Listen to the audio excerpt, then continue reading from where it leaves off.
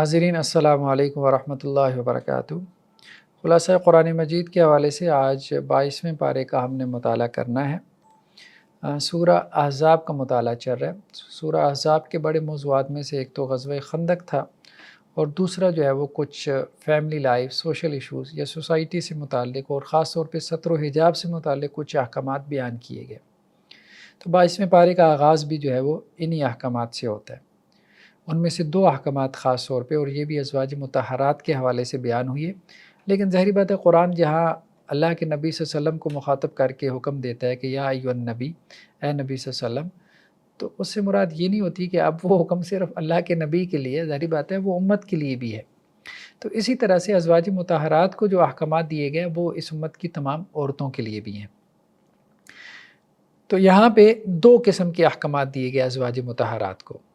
ایک بات تو یہ کہی گئی کہ ان اتقیتن فلا تخضعن بالقول، کہ جب تمہارا مردوں کے ساتھ انٹریکشن ہو، کوئی بات چیت کرنی پڑ جائے، جیسا کہ صحابہ کرام میں سے کچھ لوگ پردے کے پیچھے سے ازواج مطہرات سے مخاطب ہو جاتے تھے، جیسے دنیا کی کوئی چیز، ضرورت کی کوئی چیز مانگ لی، یا کچھ لوگ تعلیم حاصل کرنے کے لیے بھی، کوئی حدیث کا نالج جو ہے وہ حاصل کرنے کے لیے بھی آ جاتے تھے۔ تو اگر تمہیں کوئی سوشل انٹریکشن کرنا پڑے تو اپنی بات جو ہے اس کے اندر لوچ مت پیدا کرو۔ یعنی جیسے کچھ عورتوں کا معاملہ ہوتا ہے کہ وہ مردوں کے ساتھ گفتگو کرتی ہوئی بڑے لہک لہک کے گفتگو کرتی ہیں، بڑی بنا سنوار کے، کیونکہ وہ ان کو اپنی طرف اٹریکٹ کرنا چاہتی ہیں۔ تو عورت کو اس بات سے روک دیا گیا۔ ایک تو ویسی مرد کے اندر فطری جذبہ ہے کہ وہ عورت کے پیچھے بھاگتا ہے، اور اگر عورت جو ہے وہ اس طرح سے لہک لہک کے بات کرے گی اور بنا سنوار کے اور مرد کو اپنی طرف متوجہ کرے گی، اور وہ عورت ہو بھی شادی شدہ، تو ظاہری بات ہے کہ وہ اپنے گھر کے اندر ایک فساد کا دروازہ کھول رہی ہے، اور اگر شادی شدہ نہیں بھی ہے تو ظاہری بات ہے ایڈلٹری کا جو ہے وہ دروازہ کھلے گا۔ تو فلا تخضعن بالقول، تو اپنی باتوں کے اندر جو ہے وہ لوچ مت پیدا کرو۔ اس سے مراد یہ بھی نہیں ہے کہ کسی کے ساتھ روڈ ہو جاؤ اور اس طرح سختی سے گفتگو کرو کہ مطلب اس کو جیسے کوئی آپ اذیت دینے کی کوشش کر رہے ہو، یہ نہیں، بس نارمل جیسے بات چیت کرتے ہیں اسی طرح سے بات چیت کرو۔ فَيَطْمَعَ الَّذِي فِي قَلْبِهِ مَرَضٌ وَقُلْنَ قَوْلًا مَّعْرُوفًا، پھر یہ نہ ہو کہ جن کے دلوں میں کوئی روگ ہے تو وہ کوئی طمع اور امید میں نہ پڑ جائیں۔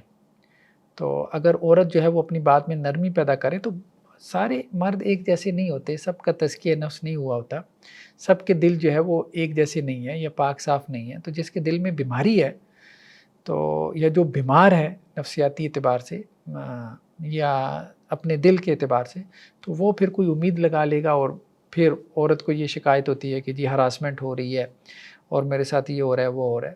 تو عورت کو پہلی جو ہے وہ محتاط ہونا چاہیے۔ تو ایک تو یہ حکم دیا گیا کہ سوشل انٹریکشن رکھنے میں کوئی حرج نہیں ہے، مطلب ظاہری بات ہے عورت کا معاملہ ایسا نہیں ہے کہ جی وہ اب مرد سے بات بھی نہیں کر سکتی اور بات کرنا بھی حرام ہے، یہ نہیں ہے، مطلب ضرورت کے تحت گفتگو ہوگی، کوئی حرج نہیں ہے، لیکن اس گفتگو کے لیے کچھ مینرز، کچھ آداب سکھا دیے گئے، مطلب ایک سیریسنس ہو، ایک وقار ہو، ایک سنجیدگی ہو، ٹھیک ہے، بس یہ بات جو ہے وہ بتائی جا رہی ہے۔ وَقُلْنَ قَوْلًا مَّعْرُوفًا، اور جب بھی بات کرو تو بھلی بات کرو، عرف کے مطابق جو بات ہے اس میں کرنے میں کوئی حرج نہیں ہے۔ جیسے جو ہے وہ خواتین کو خریداری وغیرہ کرنے کے لیے بازار میں جاتی ہیں، دکاندار سے کوئی بات چیت کرنی ہے، یا ڈاکٹر کے پاس جاتی ہیں کوئی بات چیت کرنی ہے، تو اس میں کوئی حرج نہیں ہے، لیکن اس طرح سے بات نہ کریں کہ اب وہ جو دکاندار یا وہ جو فزیشین ہے، اب وہ ان کا ہاتھ ہی پکڑ کے بیٹھ جائے، ٹھیک ہے، اب وہ ہاتھ کو اس طرح سے چیک کرنا شروع کر دے کہ بعد میں خواتین کو جو ہے وہ شکایت پیدا ہو، تو یہ نہیں ہونا چاہیے۔ تو جیسے کچھ دکاندار ایسے بھی ہوتے ہیں، ان کے دلوں میں بیماری ہوتی ہے، ٹھیک ہے، تو وہ آگے بڑھ کے جو ہے، جیسے جوتوں کی دکان ہے تو خاتون کا جو ہے وہ پاؤں پکڑ لیں گے اور خود سے اس میں جو ہے وہ جوتا پہنانا شروع کر دیں گے، کبھی ادھر ہاتھ لگائیں گے، کبھی ادھر ہاتھ لگائیں گے۔ تو یہ ہے کہ عورتوں کو خود سے اس معاملے میں محتاط ہونا ہے۔ تو ایک بات تو یہ ہے کہ مردوں کے ساتھ گفتگو میں نرم نہیں رہنا کہ وہ مرد جس طرح چاہیں ان کو جو ہے وہ ابیوز کریں، ان کو ٹچ کریں، ایسا نہیں ہے، بلکہ مردوں کو بتاؤ کہ بھائی ڈسٹنس رکھنا ہے ایک تم نے، اور فاصلہ رکھنا ہے، اور ذرا پیچھے رہو، میں خود کر لوں گی، جو مجھے کرنا ہے میں کر لوں گی، تم مجھے چیز دکھا دو۔ اور دوسری چیز یہ ہے کہ وَلَا تَبَرَّجْنَ تَبَرُّجَ الْجَاهِلِيَّةِ الْأُولَىٰ، ضرورت کے تحت گھر سے باہر نکلیں، لیکن جاہلیت میں جیسے بن سنور کے نکلتی تھیں ایسے نہ نکلیں۔ تو میک اپ کر کے اور خوب بن سنور کے باہر نکلنا تاکہ سینٹر آف اٹریکشن بنے اور مردوں کی نظریں اس کی طرف اٹھیں، اور خوب خوشبو جو ہے وہ لگا کے پرفیوم سے جو ہے وہ لگا کے نکلنا، تو یہ سب مناسب نہیں ہے۔ اس سے کیا ہوگا پھر، اس سے ظاہری بات ہے کہ مرد پیچھا کرے گا، مرد تو پھر بھنورا ہے، وہ تو مکھی کی طرح جہاں اس کو کوئی نظر آتا ہے تو وہ وہاں بیٹھنے کی کوشش کرتا ہے، اور وہ مکھی جو ہے وہ جو آپ کے کھانے میں سے اڑا کے لے جاتی ہے تو آپ کو اس کے بدلے میں کوئی پے تو نہیں کرتی، سیدھی سی بات ہے۔ تو اسی طرح سے وہ مرد بھی جو ہے کسی عورت کو دیکھ کے یا ٹچ کر کے یا مس کر کے یا جو بھی وہ فائدہ اٹھانا چاہتا ہے یا اپنی کوئی خواہش پوری کرنا چاہتا ہے تو وہ اس عورت کو کچھ دینا تو نہیں چاہتا۔ اگر کچھ دینا چاہتا ہوتا تو وہ سیدھی طریقے سے آتا، نکاح کرتا، شادی کر کے اس کو گھر میں لے کے جاتا، تو وہ کرنا نہیں چاہتا، تو وہ تو مفت خور ہے۔ تو اب اس پہ پھر عورتوں کو جو ہے وہ شکایت پیدا ہوتی ہے، تو یہ ٹھیک نہیں ہے۔ اچھا، نیکسٹ آیات میں کیا ہے کہ اللہ تعالیٰ نے مردوں کے ساتھ جو ہے وہ عورتوں کا بھی تذکرہ کیا، کچھ صفات کا ذکر کیا کہ یہ صفات مردوں میں ہوں یا عورتوں میں ہوں، تو اللہ تعالیٰ نے ایسے مردوں یا عورتوں کے لیے جو ہے وہ آخرت میں مغفرت اور جنت تیار کر رکھی ہے، یعنی اجر عظیم مراد جنت تیار کر رکھی ہے۔ بعض روایتوں میں یہ بھی آتا ہے کہ بعض عورتوں نے یہ بات کہی، مطلب شکایت برے انداز میں، کہ قرآن میں مردوں کا ذکر ہے عورتوں کا نہیں ہے۔ اس طرح سے جب بھی اللہ تعالیٰ خطاب کرتے ہیں تو مردوں سے خطاب کرتے ہیں، لیکن جب مردوں سے خطاب کرتے ہیں اقیم الصلاۃ، نماز قائم کرو، تو ظاہری بات ہے عورتیں بھی اس میں مراد ہوتی ہیں۔ تو اس پہ جو ہے وہ پھر قرآن مجید کی آیات نازل ہوئیں جس میں مردوں کے ساتھ ساتھ عورتوں کو بھی خطاب کیا گیا کہ دیکھو بے شک مسلمان مرد اور عورتیں جو فرما بردار مرد ہیں عورتیں ہیں، اللہ اور اس کے رسول کے فرما بردار مومن مرد اور عورتیں، اللہ اور اس کے رسول پہ، آخرت پہ، کتابوں پہ، فرشتوں پہ ایمان لانے والے مرد اور عورتیں، والقانتین والقانتات، فرما بردار مرد اور عورتیں، والصادقین والصادقات، سچے مرد اور عورتیں، والصابرین والصابرات، صبر کرنے والے مرد، صبر کرنے والی عورتیں، والخاشعین والخاشعات، ڈرنے والے مرد اور ڈرنے والی عورتیں، اور صدقہ کرنے والے مرد اور صدقہ کرنے والی عورتیں، اور روزے رکھنے والے مرد اور روزہ رکھنے والی عورتیں، اور اپنی شرمگاہوں کی حفاظت کرنے والے مرد اور شرمگاہوں کی حفاظت کرنے والی عورتیں، اور اللہ کا کثرت سے ذکر کرنے والے مرد اور عورتیں، سب کے لیے اللہ تعالیٰ نے مغفرت جو ہے وہ تیار کر رکھی ہے، اور اللہ تعالیٰ نے ان سے جو ہے وہ اجر عظیم کا وعدہ کر رکھا ہے۔ کوئی نہ کوئی صفت انسان کے اندر ہونی چاہیے، ذکر اذکار کی، اللہ سے ڈرنے کی، صدقہ کرنے کی، ٹھیک ہے، سچ بولنے کی، روزہ رکھنے کی، صبر کرنے کی، کوئی نہ کوئی تو کوالٹی ایسی رکھو نا، کہیں نہ کہیں تو فعال کرو نا اس میں، کسی نہ کسی کیٹیگری میں، جن کے لیے اللہ تعالیٰ نے جو ہے وہ اجر عظیم تیار کر رکھا ہے۔ نیکسٹ آیات میں ایک خاص عقیدہ، خاص طور پہ جو رسالت کے ضمن میں ہے، پروفٹ ہوڈ کے ضمن میں ہے، عقیدہ رسالت کے حوالے سے ختم نبوت کا عقیدہ کہ سیل آف پروفٹ ہوڈ، اللہ کے رسول صلی اللہ علیہ وسلم کے ساتھ نبوت جو ہے وہ ختم ہو گئی، اب آپ صلی اللہ علیہ وسلم کے بعد کوئی نبی نہیں آنے والا، جیسا کہ حدیثوں میں تو بہت واضح الفاظ ہیں نا، لا نبی بعدی، میرے بعد کسی قسم کا کوئی نبی نہیں ہے، یہ لا نفی جن سے ہر قسم کی نبوت کی نفی کر دی گئی ہے، کوئی ذلی نبی نہیں، بروزی نبی نہیں، ٹھیک ہے، کوئی تشریحی غیر تشریحی نبی نہیں، ہر قسم کا نبی، کوئی کسی قسم کا بھی نبی نہیں آنے والا۔ تو ما کان محمد ابا احد من رجالکم، محمد صلی اللہ علیہ وسلم تم میں سے کسی کے باپ نہیں ہے، یعنی مردوں میں کسی کے باپ نہیں ہے، بیٹیاں تو تھیں آپ کی لیکن آپ کے نرینہ اولاد نہیں تھی، ولاکن رسول اللہ، آپ اللہ کے رسول ہیں، وخاتم النبیین، اور نبیوں کی کیا ہے، مہر ہے۔ جب بھی کسی چیز کے اوپر مہر لگا دی جاتی ہے تو اس کو ہم ایک طرح سے کیا کرتے ہیں، سیل کر دیتے ہیں۔ جیسے پرانے زمانے میں کیا ہوتا تھا کہ پوسٹ آفس کے ذریعے سے آپ چیزوں کو کیا کرتے تھے، بیچتے تھے ایک کپڑے کے اندر ڈال کے یا کسی لفافے کے اندر ڈال کے، تو اب آپ اس کو کیا کر دیتے تھے، مہر لگا دیتے تھے، یعنی اس کو سیل کر دیتے تھے۔ سیل کرنے کا مطلب یہ ہے کہ آپ کوئی چیز اس کے اندر نہیں جا سکتی، تو نبیوں کی مہر ہے۔ نبیوں کی مہر سے مراد کیا ہے کہ نبوت کی جو ایک عمارت تھی، جیسا کہ آپ صلی اللہ علیہ وسلم نے ایک حدیث میں اس کو مطلب ایک تشبیہ کے ذریعے سے بھی سمجھایا کہ اس میں ایک اینٹ کی جگہ تھی، تو جب میں آ گیا تو وہ اینٹ بھی لگ گئی، تو اب وہ دیوار مکمل ہو گئی، اب اس میں کوئی جگہ ہے ہی نہیں۔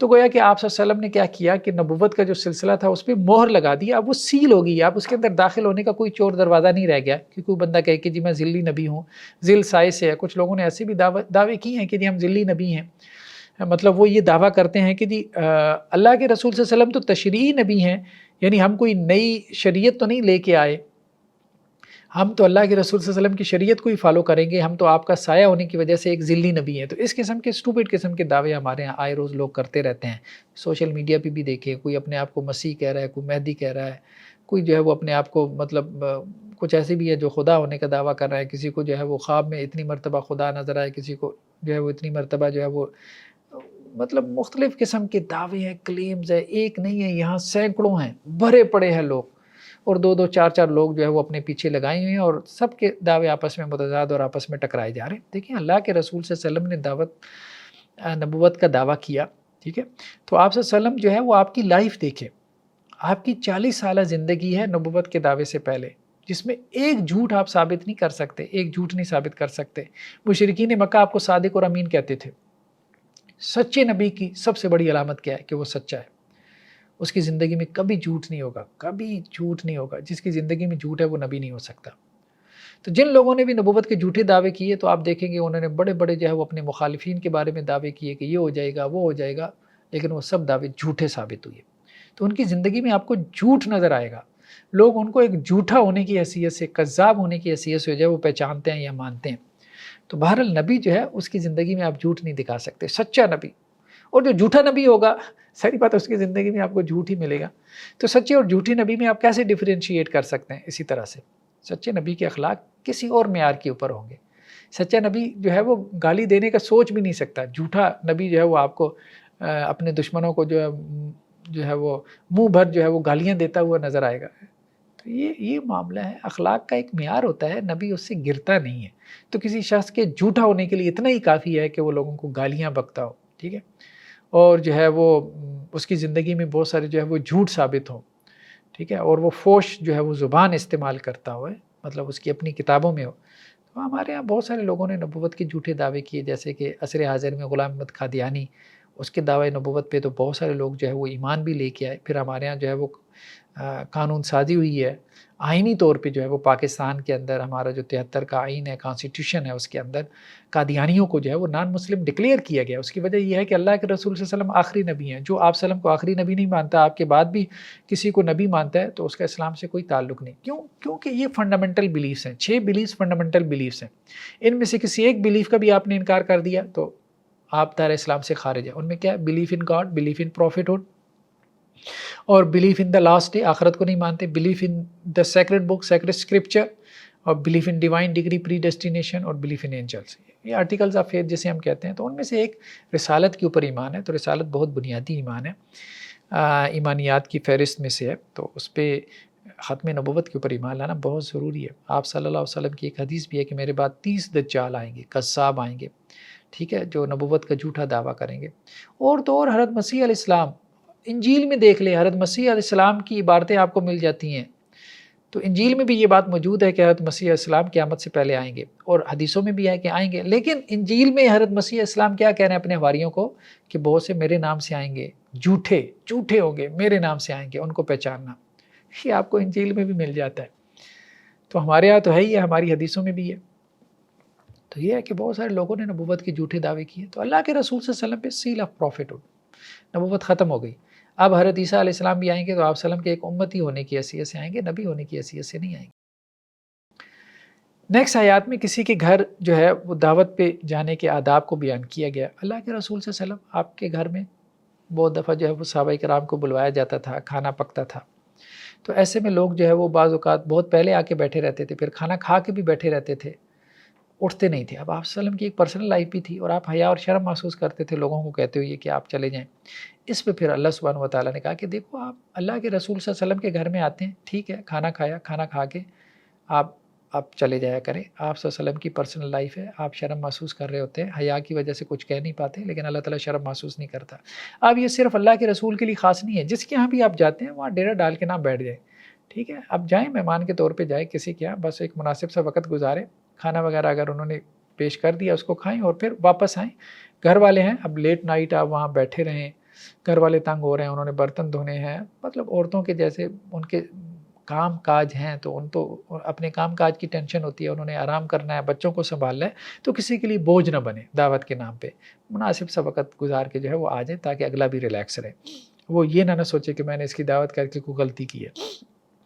تو یہاں پہ اہل ایمان کو کہا جا رہا ہے کہ تم نبی کریم صلی اللہ علیہ وسلم کے گھروں میں جب داخل ہو تو دیکھو، کھانا جب تک تیار نہ ہو تو اس سے پہلے جا کے وہاں نہ بیٹھو، جب کھانا تیار ہو جائے پھر اس وقت وہاں جا کے پہنچو اور کھانا کھاؤ، اور کھانا کھانے کے بعد وہاں جو ہے وہ دل لگی کے لیے بیٹھے نہ رہو، بلکہ کھانا کھا کے وہاں سے رخصت ہو جاؤ، کیونکہ اس بات سے نبی صلی اللہ علیہ وسلم کو جو ہے وہ تکلیف پہنچتی ہے، لیکن وہ شرم اور حیا کی وجہ سے تم سے بات نہیں کرتے، لیکن اللہ تعالیٰ جو ہے وہ حق بات کے کرنے سے نہیں شرماتا۔ اور ساتھ میں ایک اور بات کہی گئی، وَإِذَا سَأَلْتُمُوهُنَّ مَتَاعًا فَاسْأَلُوهُنَّ مِن وَرَاءِ حِجَاب، اگر ازواج مطہرات سے تمہیں کوئی چیز مانگنی ہو تو حجاب کے پیچھے سے مانگ لیا کرو، سوشل انٹریکشن میں کوئی حرج نہیں حجاب کے ساتھ۔ ستر و حجاب کی جو آپ کہہ لینا پابندیاں ہیں، ان کو سامنے رکھتے ہوئے مرد اور عورت کا جو انٹریکشن ہے، ظاہری بات ہے اب عورت کو آپ زمین میں گاڑنے سے تو رہے کہ وہ مرد کو نظر ہی نہ آئے، یہ ایک دوسری ایکسٹریم ہے نا کہ اس کو گھر میں جو ہے وہ جیسے جیل خانہ بنا کے اس کو بند کر دو، باہر سے لاک لگا دو، ایسا بھی نہیں ہے۔ لیکن دوسری طرف یہ بھی نہیں ہے کہ بالکل کھلا ہی چھوڑ دیں آپ، مرد و زن کا جو اختلاط ہے اب وہ مغرب میں ویسٹ میں ہم دیکھ رہے ہیں کہ پتہ ہی نہیں ہے کہ جی اس کا باپ کون ہے، ٹھیک ہے، کیونکہ ماں نے کوئی 20 مردوں کے ساتھ تو منہ ماری کی ہے، شادی کا نظام ہی ختم ہو گیا ہے، مردوں کی ویسی خواہش پوری ہو جاتی ہے تو وہ کیوں جو ہے وہ شادی کریں گے اور بچے کا جو ہے وہ بوجھ کیوں اٹھائیں گے؟ تو یہ صورتحال ہے۔ اسلام نے بہت متوازن طور پہ جو ہے وہ انسان کی اس خواہش کو پورا کیا ہے کہ جس میں عورت کو بھی جو ہے وہ پوری رسپیکٹ اور آنر ملتی ہے گھر کے ایک مالکن ہونے کی حیثیت سے، والدہ ہونے کی حیثیت سے، ورنہ تو ایک پروسٹیچیوٹ ہے، لونڈی ہے، بس چند پیسوں کے عوض جو ہے وہ مرد اپنی خواہش پوری کر کے چلا جاتا ہے، پھر اس کے بعد جو بچے کا بوجھ ہے وہ جھیلتی رہتی ہے۔ تو کہا گیا کہ جب تم نے ازواج مطہرات سے کوئی سوال کرنا تو پردے کے پیچھے سے سوال کر لیا کرو، کوئی حرج نہیں ہے۔ ذالکم اطہر لقلوبکم وقلوبہن، یہ تمہارے اور ان کے لیے بہت بہتر ہے۔ تو یہ ہے کہ سوشل انٹریکشن میں حرج نہیں ہے، لیکن ستر و حجاب کے ساتھ ہونی چاہیے، کیونکہ اسی میں جو ہے وہ خیر کا پہلو ہے۔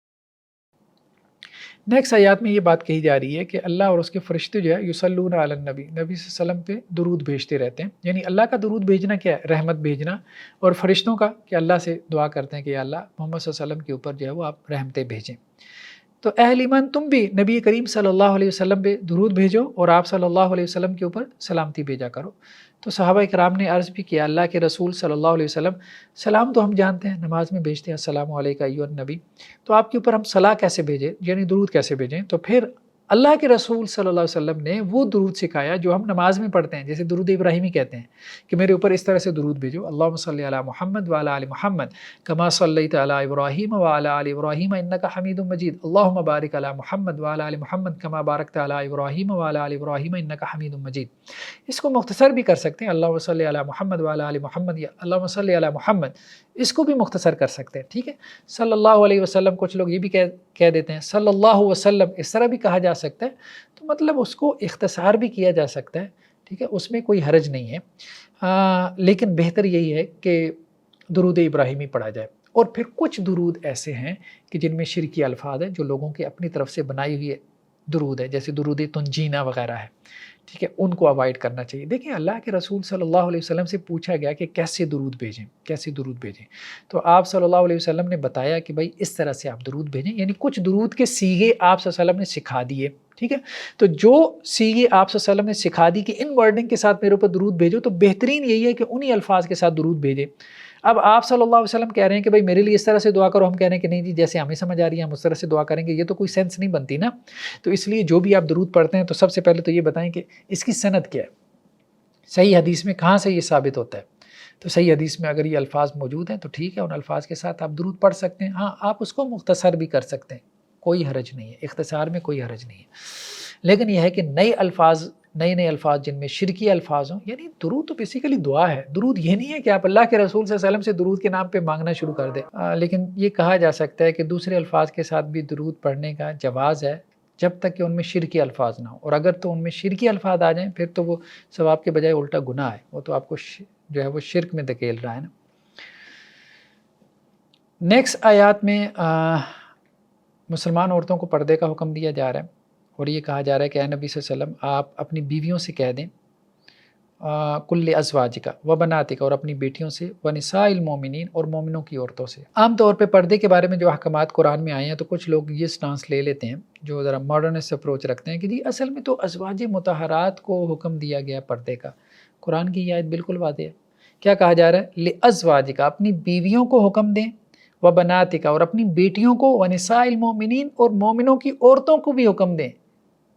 کون سا حکم؟ یدنین علیہن من جلابیبہن، کہ جب اپنے گھروں سے باہر نکلیں تو اپنے اوپر اپنی چادریں جو ہے وہ لٹکا لیا کریں۔ تو اس زمانے میں یہ جو ماڈرن برقع ہے، اس طرح کا برقع نہیں ہوتا تھا، یا ٹوپی والا برقع، کلاسیکل جو برقع تھا یہ نہیں تھا۔ اس زمانے میں یہ ہوتا تھا کہ عورتوں نے جیسے وہ ایک لمبا سا جو ہے وہ چادر کی ہوتی تھی سر پہ، تو اسی کا وہ گھونگھٹ نکال لیتی تھی، ایسے چادر آگے کر لیتی تھی۔ آج بھی گاؤں دیہات میں یہ رواج عام ہے۔ تو اس کو کہا جا رہا ہے کہ وہی چادر جو سر پہ کی ہوئی ہے بس اسی کا جو ہے وہ گھونگھٹ نکال لیا کریں۔ جیسے ہمارے یہاں آج کل جو ہے وہ اس کی جدید فارم جو ہے وہ اسکارف کی ہے، کہ عورتوں نے جو ہے وہ کیا کیا ہوتا ہے، اپنے سر پہ باندھا ہوتا ہے، جب باہر نکلتی ہیں تو اسی کو جو ہے وہ اپنے نقاب کر لیتی ہیں، فیس کورنگ کر لیتی ہیں۔ تو بہرحال چہرے کا جو پردہ ہے یہ قرآن میں اس کا حکم موجود ہے۔ ہماری جو کتاب ہے چہرے کا پردہ واجب، مستحب یا بدعت، وہ ہماری ویب سائٹ پہ مل جائے گی تصانیف کے سیکشن میں، تو اس میں تفصیل سے اس کا ذکر ہے۔ 40+ کے قریب تفاسیر ہم نے نکالی ہیں، عربی کی، اردو کی، ہر دور کی۔ اس آیت کی تفسیر میں 40+ مفسرین نے لکھا ہے کہ اس سے مراد فیس کورنگ ہے، ٹھیک ہے؟ تو ہر دور میں یہی ہوتا رہا ہے۔ تو ذالک ادنیٰ ان یعرفن فلا یؤذین، یہ اس کے قریب ہے کہ وہ جو مسلمان عورتیں ہیں وہ پہچانی جائیں اور ان کو کوئی اذیت نہ دی جائے۔ یعنی پردے والی عورت جو ہے، چونکہ منافق جو ہے اس عورت کو اذیت دیتے تھے، چھیڑتے تھے، چھیڑ خانی کرتے تھے، جسے ہمارے یہاں بھونڈی کرنا کہتے ہیں، کہ جو پردہ نہیں کرتی تھی۔ تو کہا جا رہا ہے کہ جب فیس کورنگ کریں گی مسلمان عورتیں، نقاب کریں گی، پھر اگر کسی نے چھیڑا تو پھر ہم ان کے ساتھ دیکھیں گے۔ اور ویسے بھی ہم نے اپنی سوسائٹی میں دیکھا ہے کہ جو باپردہ خاتون ہوتی ہے اس کو اگرچہ چھیڑا جاتا ہے لیکن اتنا نہیں جتنا کہ بے پردہ کو چھیڑا جاتا ہے۔ تو بہت حد تک جو ہے وہ مطلب اس کی رسپیکٹ اور اس کی آنر میں جو ہے وہ اضافہ ہو جاتا ہے۔ تو بہرحال پردہ جو ہے یہ بڑا حکم ہے ایک، اور اس میں فیس کورنگ بھی شامل ہے، اللہ تعالیٰ کا حکم ہے اور عورتوں کو کرنا چاہیے۔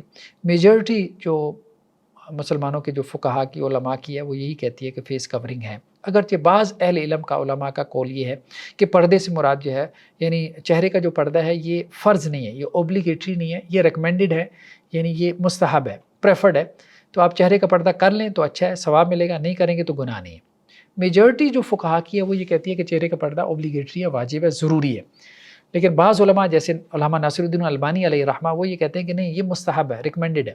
لیکن یہ تو کوئی بھی نہیں کہتا کہ نہ کریں، یہ بدعت ہے، یہ تو کوئی بھی نہیں کہتا۔ یہ تو ایسے لوگ ہیں کہ جن کا مطلب کوئی اس طرح سے دین میں رسوخ نہیں ہے، ان لوگوں کا کہنا یہ ہے کہ یہ بدعت وغیرہ ہے۔ ورنہ تو دیکھیں مولانا امین حسن اصلاحی صاحب جیسے مطلب ایک اپروچ رکھنے والے، ناقدانہ اپروچ رکھنے والے، اور اپنی زندگی جو ہے وہ قرآن کے لیے وقف کرنے والے، اور بالکل روایت سے کٹ کے جو ہے وہ انہوں نے قرآن پہ غور و فکر کیا، اور اپنے مبادی تدبر قرآن جو ہے انہوں نے انٹروڈیوس کروائے، تو وہ بھی جب ان آیات پہ آتے ہیں تو یہ کہتے ہیں کہ جی قرآن کا پردہ جتنا ہماری عورتیں کر رہی ہیں تو قرآن اس سے زیادہ پردہ ثابت کرتا ہے۔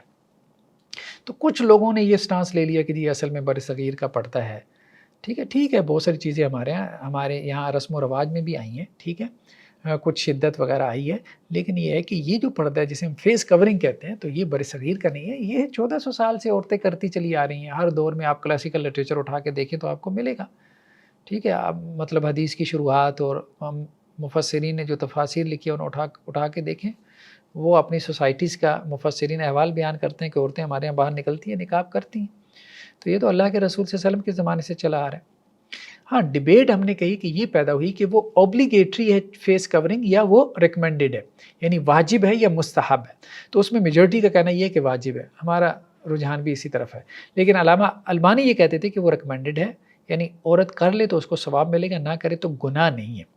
لیکن علامہ اقبال البانی کی جو اشکالات تھے ان کو ہم نے ایڈریس کیا ہے اپنی کتاب کے اندر، جو ہماری کتاب فیس کورنگ پہ ہے، کہ وہ اوبلیگیٹری ہے، ریکمینڈڈ ہے، یا وہ انوویشن ہے، بدعت ہے۔ تو وہ ہماری ویب سائٹ پہ مل جائے گی۔ تو بہرحال سوشل انٹریکشن میں کوئی حرج نہیں، عورت کے باہر نکلنے میں بھی کوئی حرج نہیں، مرد کے ساتھ ضرورت کے تحت بات چیت میں بھی کوئی حرج نہیں ہے، لیکن ستر و حجاب کے ساتھ۔ اصل میں اسلام یہ کہتا ہے مینرز، اسلام نے جو ہے وہ آپ کو مطلب ریگولرائز کیا ہے نا۔ جیسے دیکھیں اب ہمارے یہاں کیا ہو رہا ہے جی، ہراسمنٹ ہو رہی ہے، اب ہراسمنٹ ہو رہی ہے تو اب اس کے اوپر جو ہے وہ قوانین بنائے جا رہے ہیں، لیجسلیشن ہو رہی ہے۔ اچھا جی، اب 10 سیکنڈ سے زیادہ اگر کسی کو گھور کے دیکھا کسی خاتون کو تو یہ کیا ہو جائے گا، یہ ہراسمنٹ ہو جائے گی۔ اور اگر کوئی خاتون 10 سیکنڈ سے زیادہ جو ہے وہ گھور کے دیکھے تو اب یہ سوالات پیدا ہو رہے ہیں، مرد کو گھور کے دیکھے تو وہ مرد کی ہراسمنٹ ہوگی کہ نہیں ہوگی۔ تو یہ صورتحال ہے، آپ وہ ٹمک ٹوئیاں ماری جا رہے ہیں۔ اللہ کے دین سے جب منہ موڑ لیا تو اب ٹمک ٹوئیاں مار رہے ہیں، کبھی ادھر جاتے ہیں کبھی ادھر جاتے ہیں، سمجھ ہی نہیں آتی کیا کر رہے ہیں۔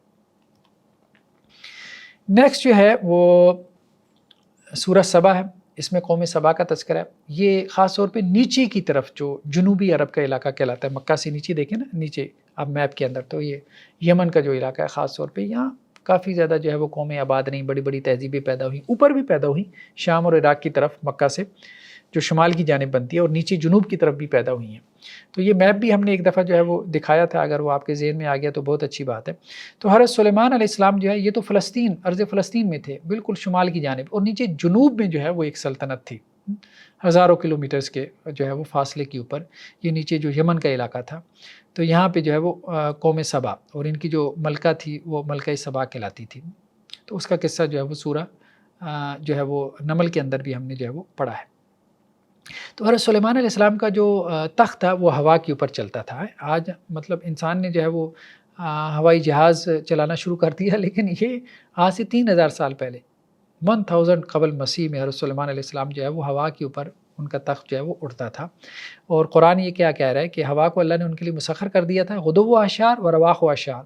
ایک مہینے کا سفر ایک صبح میں طے کر لیتے تھے اور ایک شام میں ایک مہینے کا سفر طے کر لیتے تھے. وَأَصَلْنَا لَهُ عَيْنَ الْقِطْرِ، اور پگھلی ہوئی تانبے کا چشمہ ہم نے ان کے لیے جاری کر دیا تھا.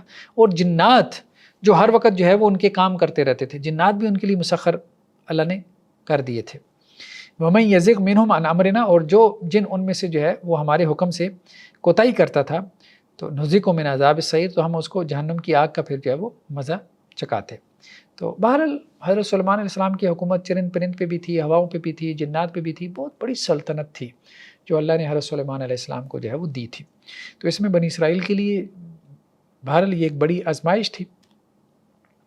نیکسٹ آیات میں پھر قوم سبا کے اوپر جو ہے وہ جو ایک عذاب آیا تھا اس عذاب کا تذکرہ ہے. یہ قوم جو ہے اس کے اوپر عذاب کیا آیا تھا، ان کے باغات تھے میلوں میں پھیلے ہوئے تھے، آپاشی کا نظام جو ہے وہ بہت بہترین تھا.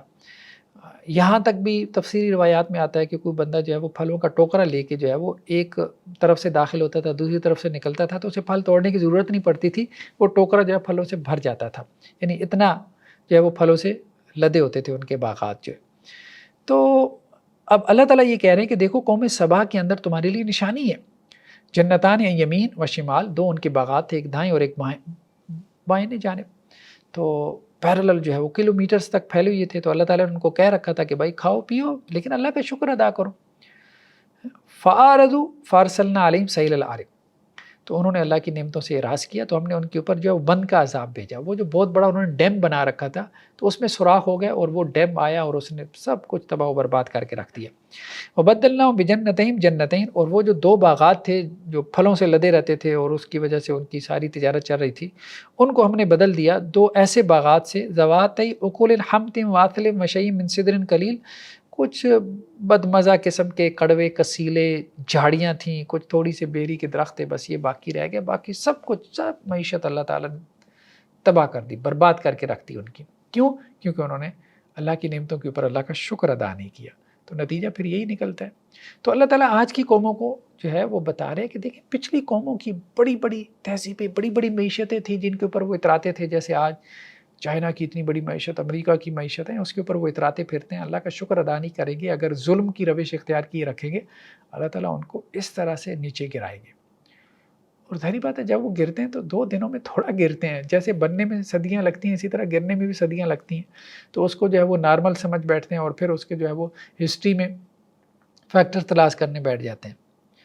جو اصل فیکٹر ہوتا ہے اس کی طرف غور نہیں کرتے کہ اپنے جو ہے نا وہ کرتوت درست کریں اور اللہ کے فرما بردار بنے. نیکسٹ آیات میں کیا بات بیان کی جا رہی ہے کہ اللہ کا قرب حاصل کرنے کے جو ذرائع ہیں وہ کیا ہے. تو یہ کہا جا رہا ہے کہ دیکھو تمہارے مال، تمہاری اولاد یہ تمہیں اللہ کے قریب نہیں کرتی. مال تو اللہ سے دور کرنے کا ذریعہ ہے، صحیح بات یہی ہے. مال بہت بڑی آزمائش ہے، اولاد بھی بہت بڑی آزمائش ہے. اکثر و بیشتر اللہ سے دور کرنے کا ذریعہ ہے. اولاد کی وجہ سے انسان اللہ سے دور ہو جاتا ہے، مال کی وجہ سے دور ہو جاتا ہے اور انسان مال اور اولاد کے پیچھے ہی بھاگتا پھرتا ہے. ہاں دیکھو من آمن وعمل صالحا، جس نے جو ایمان لے کے آیا اور جس نے نیک عمل کیے، ایمان اور نیک عمل کے ذریعے تم اللہ کے قریب ہوگے، تمہیں اللہ کا قرب حاصل ہوگا. تو اللہ تعالیٰ جو ہے وہ تمہاری جزا جو ہے وہ بڑھاتے چلے جائیں گے اور تمہیں اللہ تعالیٰ اونچے بالا خانوں کے اندر ہیں، کئی منزلہ بلڈنگ، یعنی جنت کے اندر بھی کئی منزلہ عمارتیں ہوں گی تمہاری. جیسے دنیا میں ہم دیکھتے ہیں وہ کئی منزلہ عمارتیں ہوتی ہیں، تو ایسی جنت کے اندر بھی ہوگی جن میں وہ امن کے ساتھ رہیں گے. کون؟ جو جنتی لوگ ہوں گے جو دنیا میں ایمان لے کے آئے اور نیک عمل کرتے رہے. تو اللہ کا قرب حاصل کرنے کا ذریعہ 2 ہی ذرائع، ایمان اور عمل صالح. بس نیک عمل، نیکی کرتے رہو بھائی، جو بھی نیکی سمجھ میں آتی ہے، جس کو نیکی سمجھتے ہو وہ تو کرو نا. نیکسٹ آیات میں یہ بات کہی جا رہی ہے کہ تنہائی میں غور و فکر کرو، بہت ضروری ہے اگر آپ حق بات کو قبول کرنا چاہتے ہیں. اللہ کے رسول صلی اللہ علیہ وسلم جب دعوت دیتے تھے تو ایسے میں کیا ہے، ایک مجمع لگا ہوتا تھا، ایک انکار کرتا تھا یا ایک شبہ ڈالتا تھا، سب کے دلوں میں شبہ پڑ جاتا تھا. یہ ایک موب کی نفسیات ہوتی ہے، مطلب ہجومی نفسیات جسے ہم کہتے ہیں نا، موب سائیکالوجی ہے، جیسے ایک سیکٹ کی گروہ کی نفسیات ہوتی ہے، گروہی نفسیات، سیکٹیرین جو سائیکالوجی ہوتی ہے، تو بس ایک نے انکار کیا تو سب نے انکار کرنا شروع کر دیا. جیسے اب سوشل میڈیا میں ہم دیکھتے ہیں کہ آپ نے کوئی مطلب کچھ لکھا ہے، آرٹیکل لکھا ہے یا کوئی یوٹیوب پہ ویڈیو ڈالی ہے، کسی نے منفی کمنٹ کیا، اب نیچے ساری منفی کمنٹ کرنا شروع کر دیں گے. بہت کم ہوں گے جو سوچیں گے سمجھیں گے کنٹینٹ کو جو ہے وہ دیکھ کے اپنی کوئی رائے رکھیں گے. اکثر تو کیا ہجومی نفسیات ہے، جس طرف چل پڑتے ہیں، ایک نے تھپڑ مارا باقی 10 بھی وہاں سے گزریں گے اس کو تھپڑ مار کے گزر جائیں گے. تو قرآن یہ کہہ رہا ہے کہ دیکھو میں تمہیں ایک ہی نصیحت کرتا ہوں، اے نبی وسلم آپ ان کو کہہ دیں ان تقوموا للہ مثنی و فرادا، اللہ کے لیے کھڑے ہو جاؤ دو دو ایک ایک کر کے. یہ نہیں مجمع نہیں، مجمع میں نہیں، مجمع میں فیصلے نہ کرو، اکیلے یا دو دو کر کے بیٹھ جاؤ. ثم تتفکروا، پھر غور کرو، ما بصاحبکم من جنہ، پھر اس رائے پہ پہنچو گے کہ محمد صلی اللہ علیہ وسلم پہ معاذ اللہ کوئی جنون نہیں ہے. یہ جو ایک بندہ اٹھ کے کہتا ہے نا وہ معاذ اللہ محمد صلی اللہ علیہ وسلم پہ کوئی جن آ گیا ہے اور یہ جو ہمیں سنا رہے ہیں یہ اصل میں جن ہے جو ان کے زبان پہ جو ہے وہ الفاظ ڈال رہا ہے وحی کے، یا قرآن جو ہے وہ نازل کر رہا ہے. پھر تم اس رائے پہ نہیں پہنچو گے. جب اکیلے غور کرو گے یا دو دو کر کے غور کرو گے، ہجوم میں تو تم ہجوم کی باتوں میں آ جاؤ گے. ان هو الا نذیر لکم بین یدی عذاب شدید، محمد صلی اللہ علیہ وسلم تو ڈرانے والے ہیں جو تمہیں آنے والے ایک سخت ترین عذاب سے ڈرا رہے ہیں. تو تنہائی کا غور و فکر بہت ضروری ہے. مجلس میں آپ بعض اوقات انکار کر بیٹھتے ہیں اپنی انانیت کی وجہ سے، آپ حق بات کو قبول نہیں کرتے، تو اس لیے کہا گیا کہ تنہائی میں غور و فکر کرتے رہا کرو تاکہ تم حق بات کو قبول کرنے کی طرف آؤ. نیکسٹ آیات میں سورہ فاطر کا تذکرہ ہے، اور سورہ فاطر بھی چونکہ مکی صورت ہے تو اس میں بھی وہی مضامین ہیں، توحید ہے، آخرت ہے، رسالت کا تذکرہ ہے. تو شروع کی آیات میں جو ہے وہ شیطان کے حوالے سے کچھ گفتگو کی گئی ہے کہ شیطان بہت بڑا دھوکے باز ہے، اور دھوکے باز آدمی اب ظاہری بات ہے کہ ہر وقت دھوکہ دینے کے چکر میں ہی لگا رہتا ہے. تو شیطان چونکہ انسان کا دشمن ہے، حضرت آدم علیہ الصلاۃ والسلام سے ہی جو ہے وہ ابلیس کی دشمنی پڑ گئی تھی. جب اللہ تعالیٰ نے ابلیس کو کہا تھا کہ آدم کو سجدہ کرے، اس نے نہیں کیا تو اللہ تعالیٰ نے ابلیس کو نکال دیا. اب اس وجہ سے اس نے کینہ اور حسد اور بغض رکھ لیا آدم علیہ الصلاۃ والسلام سے بھی اور اولاد آدم سے بھی، اور اللہ تعالیٰ کو یہ چیلنج دیا تھا کہ میں ان کو گمراہ کر کے رہوں گا. تو وہی اللہ سبحانہ و تعالیٰ یہ کہہ رہے ہیں کہ اے دیکھو انسانوں، اولاد آدم، بے شک اللہ کا وعدہ سچا وعدہ ہے، یعنی آخرت کے حوالے سے. تو یہ دنیا کی زندگی تمہیں دھوکے میں نہ ڈال دے، اور تمہیں اللہ کے بارے میں وہ سب سے بڑا دھوکے باز وہ دھوکے میں نہ ڈالے. اور سب سے بڑا دھوکے باز کون ہے؟ شیطان. وہ کہیں تمہیں اللہ سے غافل نہ کر دے. ان الشیطان لکم عدو فاتخذوه عدوا، شیطان تمہارا دشمن ہے، تم بھی اسے دشمن بناؤ. یعنی تمہاری دشمنی تو اتنی پرانی ہے، تمہارے والد آدم علیہ السلام سے چلی آ رہی ہے، ہزاروں سال پرانی دشمنی ہے تمہاری ان کے ساتھ، اور تم کوئی احتیاطی نہیں برت رہے. یہاں ہماری جو ہے وہ 10 سال کیا مطلب 10 ماہ پرانی دشمنی ہوتی ہے تو لوگ اتنا محتاط ہو کے جو ہے وہ چلتے ہیں کہ کہیں ہمارے دشمن گھات لگا کے نہ بیٹھے ہوئے، ہمارے اوپر فائرنگ نہ کر دیں. اپنا اسلحہ ساتھ لے کے چلتے ہیں، اپنے سیکورٹی کا انتظام کر کے چلتے ہیں، اپنے گارڈ ساتھ لے کے چلتے ہیں. تو وہ تو دشمن ہر وقت تمہاری گھات لگا کے بیٹھا ہوا ہے. اور اس نے گھات کس لیے لگائی ہوئی ہے؟ وہ 24 گھنٹے وہ مطلب اسی کام کے اوپر گویا کہ معمور ہے.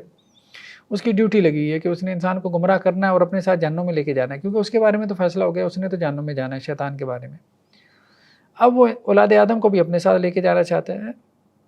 تو یہ وہ تمہارا دشمن ہے، تم بھی تو اس کو دشمن سمجھو، تم تو اس کو دوست سمجھے بیٹھے ہو، دوست بنائے بیٹھے ہو، اور وہ حقیقت میں تمہارا دشمن ہے. انما یدعو حزبہ لیکونوا من اصحاب السعیر، وہ جو ہے وہ اپنے پیروکاروں کو اپنی طرف بلاتا ہے. دیکھو جو اللہ کے ماننے والے ہیں وہ اس کی پکار میں نہیں آتے، وہ اس کے جھوٹے نعروں میں نہیں آتے کہ اس کے پیچھے چل پڑے. اور شیطان اس طرح سے نہیں کہ جی وہ مطلب ایز اے شیطان آ کے جو ہے وہ آپ کو کہتا ہے کہ جی مجھے فالو کرے. ظاہری بات ہے وہ انسانی شکل صورت میں آتا ہے. انسانوں میں سے جو شیطان ہوتے ہیں انہی کے ذریعے سے وہ جو ہے وہ چاہتا ہے کہ جی آپ اس کو فالو کریں. تو بہت خوشنما قسم کے جو ہے وہ نعرے ہوتے ہیں، وہ بیسیکلی جو ہے وہ شیطانی نعرے ہوتے ہیں، اور وہ لوگوں کو جو ہے وہ اپنے پیچھے لگا کے جہنم میں لے کے جانا چاہتا ہے.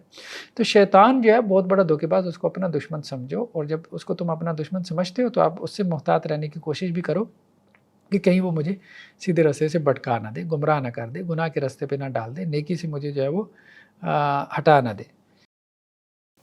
نیکسٹ آیات میں یہ بات کہی جا رہی ہے کہ جو گمراہ شخص ہوتا ہے اس کے لیے اس کی گمراہی کو، یا جو بدتی شخص ہوتا ہے اس کے لیے اس کی بدعت کو جو ہے وہ خوبصورت بنا دیا جاتا ہے، اور یہ شیطان کی طرف سے کیا جاتا ہے. اس کی وجہ یہ ہے کہ جب انسان گمراہی کو اختیار کرتا ہے یا بدعت کے راستے پہ چلتا ہے تو اللہ تعالیٰ نے ہر انسان کے اندر جو ہے وہ ایک اسکیل تو رکھا ہوا ہے جس کے ذریعے سے وہ پہچان لیتا ہے کہ یہ گمراہی ہے یا یہ بدعت ہے. جب بھی کوئی دوسرا آدمی اس کو متوجہ کرتا ہے کہ یار یہ گمراہی ہے یہ بدعت ہے تو وہ ایک دفعہ تو پہچان لیتا ہے، لیکن پھر اس کی انانیت، وہ اس کا جو ہے وہ نفس آڑے آ جاتا ہے، یا پھر شیطان کا وسوسہ جو ہے وہ اس کو بہکاوے میں لے جاتا ہے، اور پھر انسان جو ہے وہ چل سو چل اپنی بدعت اور گمراہی کے اوپر اڑ جاتا ہے اور اس کی جسٹیفیکیشن دینا شروع کر دیتا ہے. تو عقل کیا ہے؟ عقل تو ظاہری بات ہے کہ ایک لونڈی ہے کرائے کی، تو اس کو جس راستے پہ مرضی لگا دیں. اسے آپ کہیں کہ جی انکار خدا کی دلیلیں آپ کو دے تو وہ انکار خدا کی دلیلیں جو ہے وہ ڈھونڈ کے لانا شروع کر دے گی. اسے آپ کہیں کہ جی میں نے خدا کو مان لیا، آپ خدا کو ماننے کی دلیلیں دے تو وہ اس کام پہ جو ہے وہ معمور ہو جائے گی. عقل کا کیا ہے؟ عقل کو چھوڑے آپ، اس سے تو جو کام لینا چاہیں وہ تو کرائے کی جو ہے وہ ایک لونڈی ہے، بس اسے جو ہے وہ جو مرضی کام لے لیں، جو مرضی دلیل اسے بنوا لیں. تو یہی ہے معاملہ کہ انسان جب بدعت اور گمراہی کی طرف جاتا ہے تو پھر وہ دلیلیں ڈھونڈ لاتا ہے اپنی بدعت اور گمراہی کے لیے، لیکن اس کی دلیلیں جو ہیں پھس پھسی دلیلیں ہوتی ہیں، اس کی دلیل میں وزن نہیں ہوتا. وزنی دلیل ہمیشہ جو ہے وہ اسی چیز کی ہوتی ہے جو کتاب و سنت سے ہو، اور اس کا پھر انکار جو ہے وہ آپ کے لیے ممکن نہیں ہوتا، پاسبل نہیں ہوتا. تو افمن زین لہ سوء عملہ فرآہ حسنا، تو جس کے لیے اس کا برا اعمال خوبصورت بنا دیا گیا تو وہ اس کو اچھا سمجھ رہا ہے، یعنی اس کی برائیاں، اس کی بدعت اس کے لیے خوبصورت بنا دی گئی اور اس کو نیکی سمجھ کے کر رہا ہے. فإن اللہ یضل من یشاء ویہدی من یشاء، جس کو اللہ تعالیٰ چاہتا ہے گمراہ کرتا ہے، جس کو چاہتا ہے ہدایت دیتا ہے. فلا تذب نفسک علیہم حسرات، تو آپ حسرتیں کر کر کے جو ہے وہ ان کے اوپر اپنی جان مت ضائع کریں. مطلب جو بتی لوگ ہیں انہوں نے گمراہ ہونا ہی ہے، جو گمراہ ہیں انہوں نے گمراہ ہونا ہی ہے، آپ ان کے اوپر کیوں حسرتیں کر رہے ہیں؟ ان اللہ علیم بما یصنعون، جو وہ کر رہے ہیں اللہ تعالیٰ اس سے واقف ہے. اگر وہ غلط کام کر رہے ہیں تو آخرت میں اللہ تعالیٰ ان سے حساب لے لے گا. آپ اپنی جان کو جو ہے وہ ان کے پیچھے مت گلائیں. تو بس ان کو سمجھا دیا، بس اتنا کافی ہے. اس کے بعد آگے چلیں. نیکسٹ آیات میں کیا ہے کہ انبیاء اور اولیاء جو ہے وہ قیامت والے دن اپنے شریک ہونے کا انکار کریں گے. یعنی جن انبیاء کو اللہ کا شریک بنایا گیا، پارٹنر بنایا گیا، جن اولیاء اللہ کو اللہ کا شریک بنایا گیا، پارٹنر بنایا گیا، جیسے حضرت عیسیٰ علیہ السلام کو اللہ کا بیٹا بنایا گیا، اللہ کے رسول صلی اللہ علیہ وسلم کو بعض لوگوں نے کیا کیا، اللہ کے ساتھ شریک قرار دے دیا. ٹھیک ہے. یا صحابہ میں سے حضرت علی رضی اللہ عنہ کو اللہ کے ساتھ شریک بنایا گیا، یا اولیاء میں سے جو ہے وہ حضرت علی حجویری کو، یا اسی طرح سے جو ہے وہ پیر عبد القادر جیلانی علیہ الرحمہ کو، اسی طرح اور اولیاء اللہ کو جو ہے وہ اللہ کے ساتھ جو ہے وہ شریک بنایا گیا. تو اب جب اللہ کے ساتھ شریک بنایا گیا تو قیامت والے دن وہ تو کہیں گے ہم تو اللہ کے شریک ہی نہیں تھے، تم کس کو پکار رہے تھے، ہماری تو یہ تعلیمات ہی نہیں تھی، تو جاؤ جا کے اپنا کام کرو. تو وہ ان کے لیے جو ہے وہ ایک صدمے کی کیفیت ہوگی کہ وہ تو ان کو اللہ کا شریک سمجھ کے پکارے تھے کہ قیامت والے دن ہماری شفاعت کریں گے، اور وہ قیامت والے دن جو ہے یہ کہہ کے ان سے جان چھڑا رہے ہوں گے تو ہمیں تو پتہ ہی نہیں ہے کہ تم پیچھے سے یہ حرکتیں کرتے رہے اور تمہیں شرم بھی نہ آئی کہ تم اللہ کے ساتھ ہمیں شریک کر کے جو ہے وہ یہ امیدیں لگائے بیٹھے رہے کہ جی ہم تمہاری شفاعت کریں گے. تو اللہ سبحانہ وتعالیٰ دنیا میں ہی یہ سمجھا رہے ہیں ان تدعوہم لا یسمعوا دعاءکم. دیکھو اللہ کے علاوہ یہ جو لوگ ہیں اگر تم ان کو پکارو گے، ان سے دعائیں کرو گے، تمہاری دعا سن ہی نہیں سکتے، نہیں سن سکتے. جو دنیا سے چلا گیا وہ آپ کی دعا کیسے سن سکتے ہیں؟ ہاں اللہ تعالیٰ اس کو کچھ سنوا دیں تو کچھ حدیثوں میں آتا ہے کہ جو چیز اللہ سنوا دیں تو وہ اللہ تو سنوا سکتا ہے. وَلَوْ سَمِعُوا مَا اسْتَجَابُوا لَكُمْ، اور اگر سن بھی لیں تو تمہیں جواب تو نہیں دے سکتے، جواب ہی نہیں دے سکتے. وَيَوْمَ الْقِيَامَةِ يَكْفُرُونَ بِشِرْكِكُمْ، اور قیامت والے دن جو تم نے ان کو اللہ کا شریک بنا لیا اس کا وہ انکار کریں گے. وَلَا يُنَبِّئُكُم مِثْلُ خَبِيرٍ، دیکھو اللہ کی مانند کون تمہیں ایسی خبریں دے سکتا ہے؟ یہ اللہ ہی تمہیں بتا رہا ہے کہ جن کو تم شریک سمجھے بیٹھے ہو قیامت والے دن وہ تمہارے ساتھ کیا کریں گے، یہ اللہ ہی تمہیں بتا سکتا ہے. نیکسٹ آیات میں یہ بات بیان کی جا رہی ہے کہ اللہ کے جو بندے ہیں ان کی 3 قسمیں.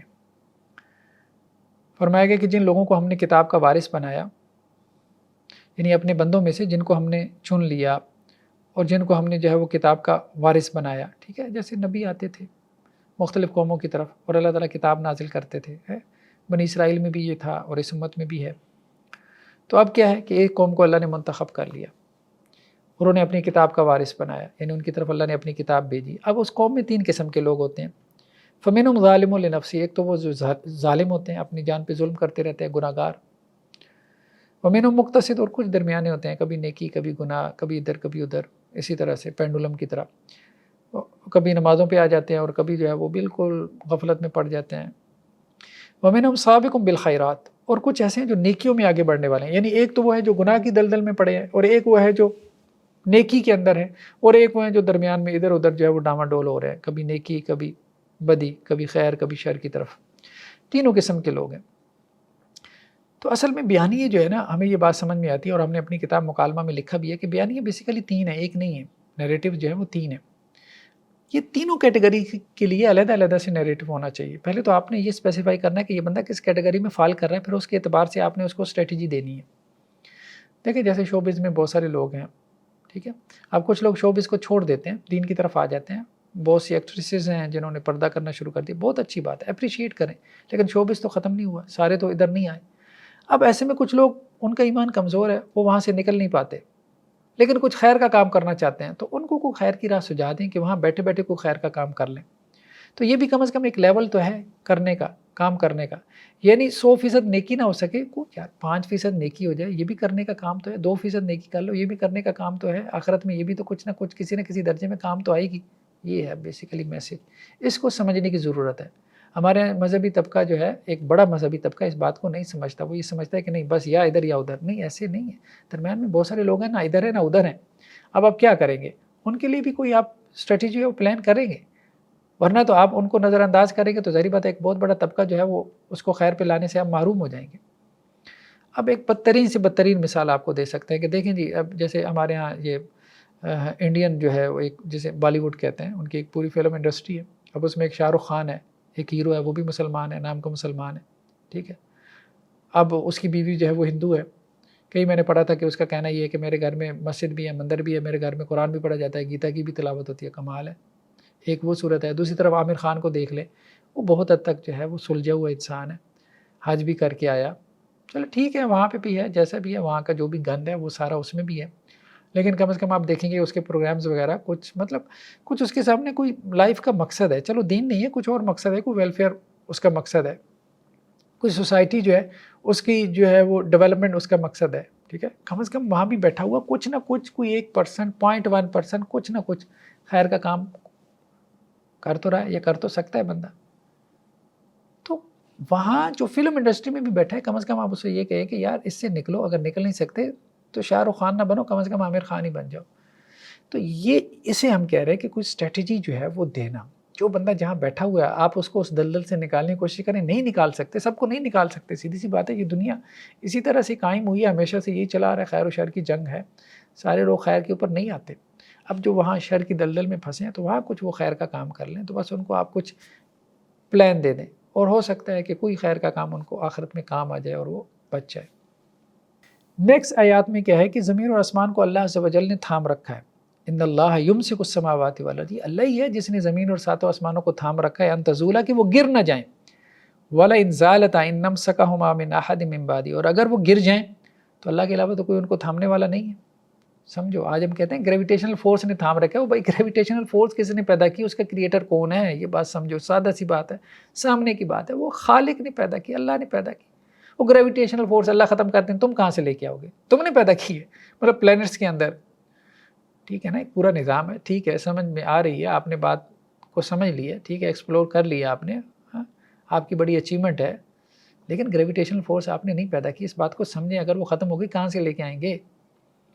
کون اس کا کریٹر ہے، کون خالق ہے؟ ٹھیک ہے. تو یہ زمین جو ہے وہ سورج کے گرد گھوم رہی ہے، ٹھیک ہے، گھوم رہی ہے اپنے ایکسس کے گرد بھی ریوالو کر رہی ہے، ٹھیک ہے، ریوالو کر رہی ہے. سورج کے ساتھ ٹل بنا رہی ہے 23.4 کا یا جتنا بھی اس کا اینگل ہے، جس سے موسموں میں مطلب موسم بن رہے ہیں، سردیاں آ رہی ہیں، گرمیاں جا رہی ہیں. ٹھیک ہے، بات ساری سمجھ میں آ گئی. یہ سب کچھ کیسے ہو رہا ہے؟ سب کچھ کیسے ہو رہا ہے؟ یہ زمین جو ہے سورج کے دائرے سے نکل کیوں نہیں جاتی، نکل کے دوسرے سیارے کے ساتھ ٹکرا کیوں نہیں جاتی؟ یہ سب کیوں ہو رہا ہے؟ گریویٹیشنل فورس ہے اور فورسز ہیں، ٹھیک ہے، الیکٹرو میگنیٹک فورس ہے اور فورسز ہیں، ٹھیک ہے، ویک نیوکلیئر اور اسی طرح سے اور بہت ساری فورسز ہیں، ٹھیک ہے، نیوکلیس کی جو ہے فورسز ہیں. تو یہ ساری فورسز جن کو آپ اسٹڈی کر رہے ہیں فزکس کے اندر اور ماڈرن سائنسز میں، فزیکل سائنسز میں، تو یہ سب کس نے پیدا کی؟ Laws of nature, physical laws. Physical laws of nature, ان کا کریٹر تو اللہ تعالیٰ ہے، اللہ نے تھام رکھا ہے. نیکسٹ آیات میں اللہ سبحانہ و تعالیٰ یہ کہہ رہے ہیں کہ اللہ تعالیٰ انسان کو اس کے گناہوں پہ جلدی نہیں پکڑتے. انسان انکار کرتا ہے اللہ کا انکار کر بیٹھتا ہے، ایتھیسٹ بن جاتا ہے، ملحد بن جاتا ہے، سرکشی اور بغاوت کرتا ہے، ظلم کرتا ہے اپنے جیسے انسانوں پہ، اللہ کا مذاق اڑاتا ہے. ایتھیسٹوں کو دیکھیں کیسے کیسے اللہ کا مذاق اڑا رہے ہوتے ہیں، ٹھیک ہے، اور خوش ہوتے ہیں وہ جی دیکھیں ہم نے مذہب کی جو ہے وہ چھترول کر دی ہے. اللہ تعالیٰ ان کو نہیں پکڑا. کیوں نہیں پکڑا؟ تو اللہ تعالیٰ یہاں پہ وہی بات بیان کر رہا ہے کہ دیکھو اللہ سبحانہ و تعالیٰ اگر لوگوں کو جو ہے وہ ان کے برے اعمال پہ فوراً پکڑ لے، ان کی سرکشی پہ، ان کی بغاوت پہ، تو زمین پہ کوئی چلنے پھرنے والا جاندار نظر نہیں آئے گا، سب کچھ تباہ ہو جائے گا۔ اللہ تعالیٰ اگر گناہوں پہ پکڑنا شروع کر دے فوراً تو یا تو ہر بندہ ہی گناہ گار ہے، سب جو ہے وہ عذاب کے اندر مبتلا ہو جائیں گے۔ ولیکن یؤخرہم الی اجل مسمى، لیکن اللہ تعالیٰ ایک وقت تک کے لیے ڈھیل دیتا رہتا ہے، بس ٹھیک ہے بھائی ایک رسی ہے ہم نے دراز کی ہوئی ہے، مہلت ہے، بس اس میں ایمان لے آؤ، اچھے بن کے دکھا دو، ٹھیک ہے، نہیں فَإِذَا جَاءَ أَجَلُهُمْ فَإِنَّ اللَّهَ كَانَ بِعِبَادِهِ بَصِيرًا، تو دیکھو جب پھر ان کا بدلہ آ جائے گا، ٹھیک ہے پھر بدلہ مل جائے گا، اور خدا اپنے بندوں کو دیکھ تو رہا ہے۔ تو یہ اللہ سبحانہ وتعالیٰ کی طرف سے جو ہے وہ ایک ڈھیل ہے۔ ظالم کی رسی دراز ہو رہی ہوتی ہے، یہ نہیں کہ اس کی پکڑ نہیں آتی، پکڑ اس کی آتی ہے، رسی دراز ہو رہی ہوتی ہے، اس لیے یہ اعتراض کرنا جی وہ ظالم کو اللہ تعالیٰ پکڑ کیوں نہیں رہا، اور بھائی اللہ تعالیٰ نے تمہیں کہا ہے کہ تم ظالم کو پکڑو، تمہارا امتحان لیا ہے، تم کیوں نہیں پکڑے؟ تم ایسا نظام بناؤ، تم ایسی اجتماعیت کھڑی کرو کہ جو ظالم کا ہاتھ پکڑے، من رأى منکم منکرا فلیغیرہ بیدہ، جو تم میں سے منکر دیکھے اس کو اپنے ہاتھ سے بدل دے۔ اللہ نے تو یہ تمہیں حکم دیا ہے، فمن جاہد بیدہ فہو مومن ہے، جو ایسے لوگوں سے جہاد کرے اپنے ہاتھ سے وہی مومن ہے، یہ تو حکم تو دیے، یہ تو اللہ نے تمہاری آزمائش لگائی ہے، تم نے یہ کام کرنا ہے، اپنے سے کا کام خدا کے اوپر ڈال کے جو ہے وہ فارغ ہونا چاہتے ہو، تو کمال لوگو۔ تو اللہ سبحانہ وتعالیٰ جو ہے وہ نہیں پکڑا، کیوں نہیں پکڑا؟ کیونکہ اللہ تعالیٰ نے ایک مہلت دے رکھی ہے۔ تو اللہ سے دعا ہے کہ جو باتیں کہی گئی ہیں سنی گئی، اللہ تعالیٰ ہمیں عمل کی توفیق نصیب فرمائے۔ جزاکم اللہ خیر، والسلام علیکم ورحمۃ اللہ وبرکاتہ۔